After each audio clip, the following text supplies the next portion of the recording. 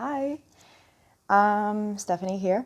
I just finished very short coaching call, if you want, specifically to human design. And so, without specifying any details of the person, I'm going to share the information that I've digested in hopes that it helps somebody else. First topic, energy level.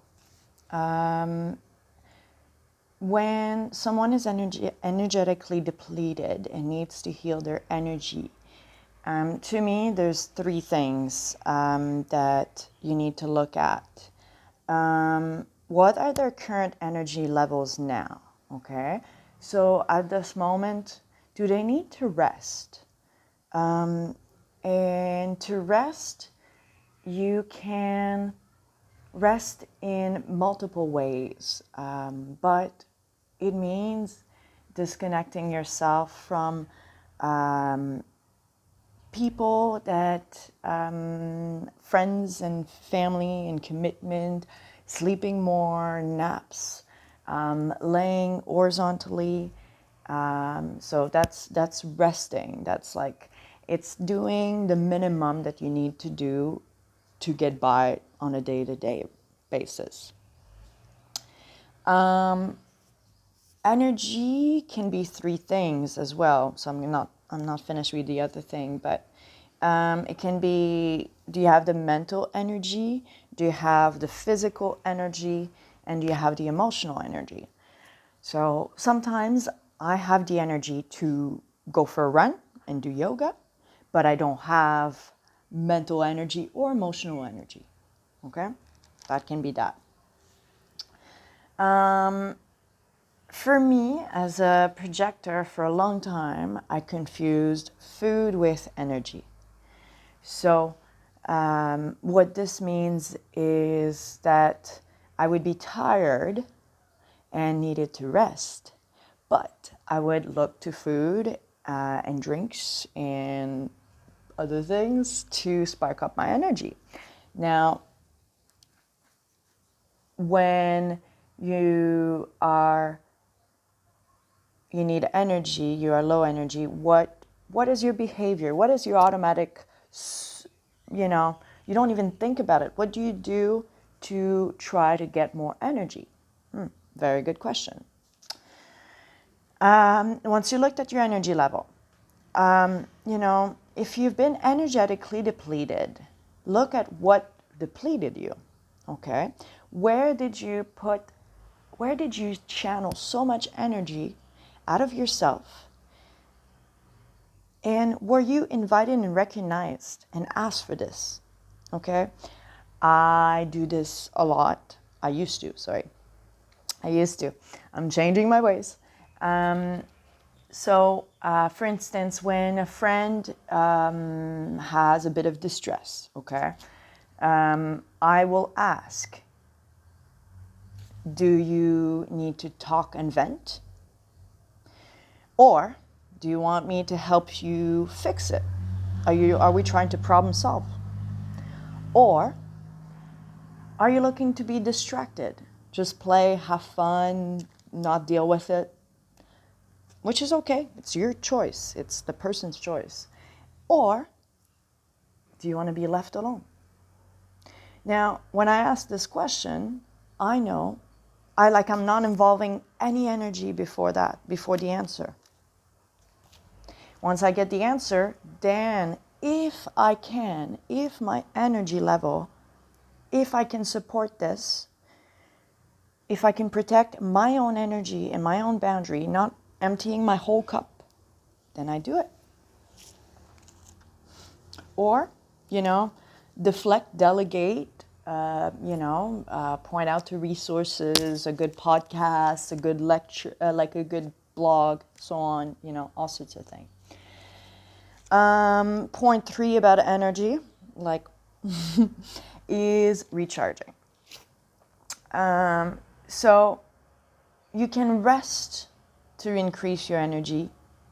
You can be mindful of how it goes out, We just talked about the invitation and the recognition. So creating loving boundaries around you. And point number 3 is, how do you get energy in? You know? So as a projector, we are there to be present. We are there to be playful. We are there to be mindful. And then go back to what sparked joy and wonder and happiness and excitement to you as a kid or in your adult life. For instance, for me, it's spending time in nature and then trying to make friends with the animal and then like noticing the beautiful things and the things that people don't see and being like, you know, fully immersed. And then it'll be, you know, learning, it'll be going in the sun, it will be all sorts of things, being creative. So you go to these things, you make a list, start with making a list. And this is your thing, you have to incorporate one of these each day. You have to. Essential.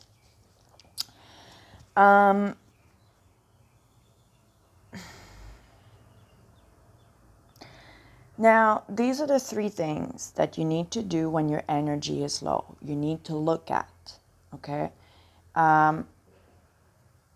You know, ideally, as also further into this sort of journaling prompts that you can ask yourself, your energy, you know, I would just off the top of my head, I would take a page and I would write energy at the top and then put a line in the middle and then put like positive and negative. And, you know, kind of list where you feel that your energy is being depleted, where your energy is being increased, you know, activities, people, everything. And then in a negative, look at each of them and look at how you can create a bit of a fail switch, like that boundary. Just a tiny little white picket fence that you can set to protect yourself from being drained. And then the positive, look at how you can increase that in your life. Also, super important, this is about relationship, friendship, family. You need to look at your friend circle, your people that you are close to. You need to ask yourself, who gives you energy? Who makes you feel alive? Who makes you feel like sunshine? Who empowers you? Okay? Very good question. Also be mindful of when you part ways from that person. Okay? Maybe in the moment it gives you energy. Maybe you also spend too much with that person. Just be mindful. These people are the people that we should keep in our life, obviously. We shouldn't be spending so much time with someone that is toxic, draining us, making us feel like shit, you know? No, we shouldn't.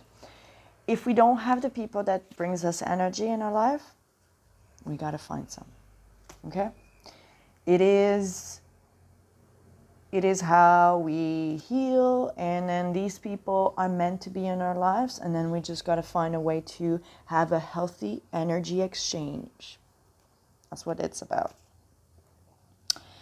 I will stop it here because I like to keep the video short. So this was part 1 of the call that I had. These were my notes. And as a projector, I see myself as like observing, processing, digesting, and this is what I wanted to regurgitate as my practical like knowledge and wisdom surrounding energy as a projector. Of course, tune into your authority. And yeah, and then part 2 will be, part 2 is on a different topic.